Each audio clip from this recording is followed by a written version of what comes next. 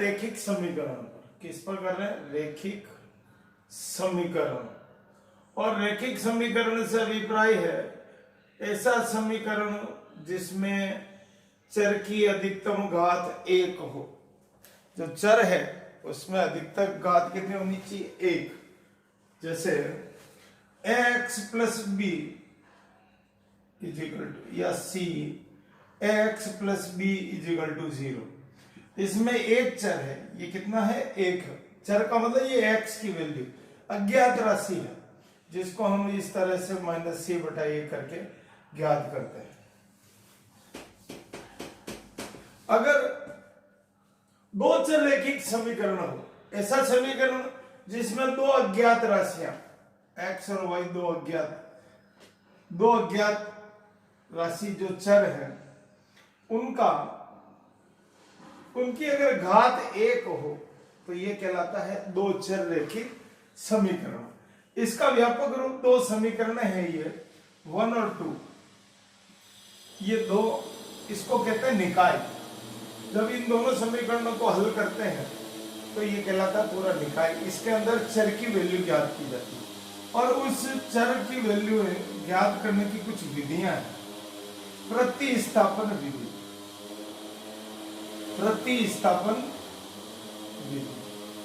दूसरी है विलोपन विधि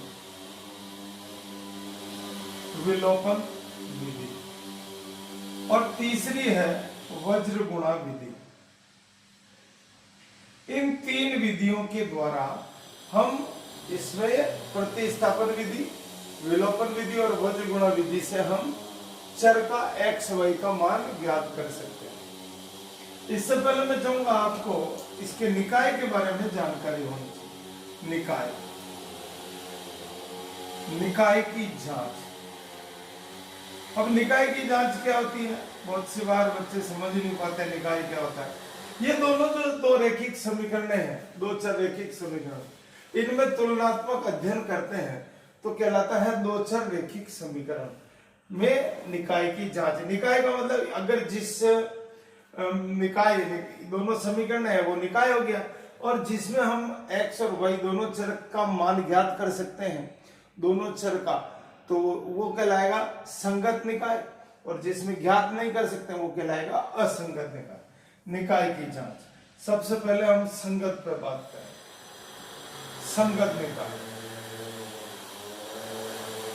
संगत निकाय का मतलब क्या हो गया?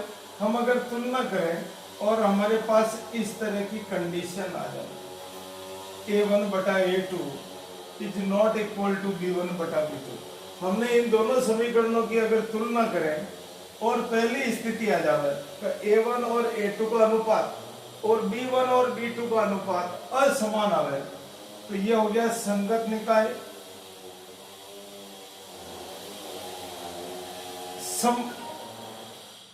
प्रतिच्छेदी रेखा। कौन सी? प्रतिच्छेदी रेखा। क्या हो जाएगा? प्रतिच्छेदी रेखा। और अद्वितीय हल, इसके अंदर आपका x और y का एक निश्चित आंसर आएगा। इस स्थिति में आपके प्रतिच्छेदीय रेखाएं इस प्रकार काटेगी। ये ग्राफ में भी काम आता है और हम जब हल करेंगे तो हमारे x और y की वैल्यू ज्ञात करने में भी काम आता है। दूसरी स्थिति a1/a2 equal to b1/b2 equal to c1/c2। a1/a2 b1, अगर इन तीनों का अनुपात समान है तो संगत निकाय। अनेक हल और समपाती रेखा, एक के ऊपर एक रेखा होगी। ये दोनों हो गया संगत निकाय। फिर आता असंगत निकाय, जिसमें हम चर के मान ज्ञात नहीं कर सकते। a1/a2 equal to b1/b2 is not equal to c1/c2। असंगत निकाय, कोई हल नहीं, कोई आंसर नहीं आएगा, कोई हल नहीं। और समांतर रेखा, अगर इसमें मान आएगा तो कैसे आएगा? समांतर रेखाएं आएगी। और इसमें क्या होगा, इस तरह से एक लाइन के ऊपर दूसरी लाइन समपति रेखा। इस प्रकार हम दो चर रैखिक समीकरण के बारे में बात कर सकते हैं। अगले वीडियो में हम विधियों से कैसे प्रतिस्थापन विधि का उपयोग करते हैं वो बात करेंगे। धन्यवाद।